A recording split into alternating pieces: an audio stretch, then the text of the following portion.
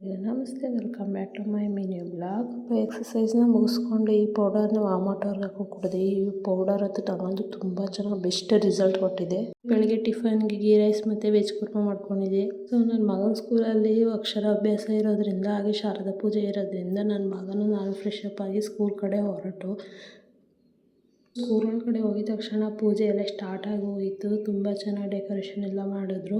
ಹಾಗೆ ನನ್ನ ಚಿಕ್ಕ ಮಗನಿಗೂ ಅಕ್ಷರಾಭ್ಯಾಸ ಆಗುತ್ತೆ ಅಂತ ಅವನು ಕರ್ಕೊಂಡೋಗಿದ್ದೆ. ಅವನಿಗೂ ಕೂಡ ಅಕ್ಷರಾಭ್ಯಾಸನೂ ಅಲ್ಲೇ ಆಯಿತು. ಹಾಗೆ ನನ್ನ ದೊಡ್ಡ ಮಗನಿಗೂ ಮಾಡಿಸಿದ್ನಿಲ್ಲ ಈ ರೀತಿ ಯಾವುದನ್ನೂ. ಸೊ ಅಲ್ಲೇ ನೋಡಿ ನನಗೆ ತುಂಬ ಇಷ್ಟ ಆಯಿತು. ನನ್ನ ಮಗನಿಗೂ ಇಬ್ರಿಗೂ ಒಂದೇ ಥರ ಆಯ್ತಲ್ಲ ಅಕ್ಷರಾಭ್ಯಾಸ ಅಂತ. ತುಂಬ ಚೆನ್ನಾಗಿ ಮಾಡಿಕೊಟ್ರು ಮಾತ್ರ ಅಕ್ಷರಾಭ್ಯಾಸನ.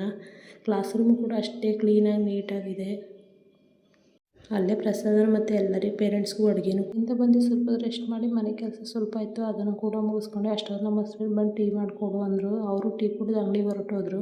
ನೈಟ್ ಊಟಕ್ಕೆ ಸಾಂಬಾರು ಇರೋ ಕಾರಣ ಸೈಡ್ಸ್ಗೆ ಬಜ್ಜಿ ಅಂತ ಮಾಡ್ಕೊಂಡೆ. Thank you for watching. Video ಇಷ್ಟ ಒಂದು ಲೈಕ್ ಮಾಡಿ.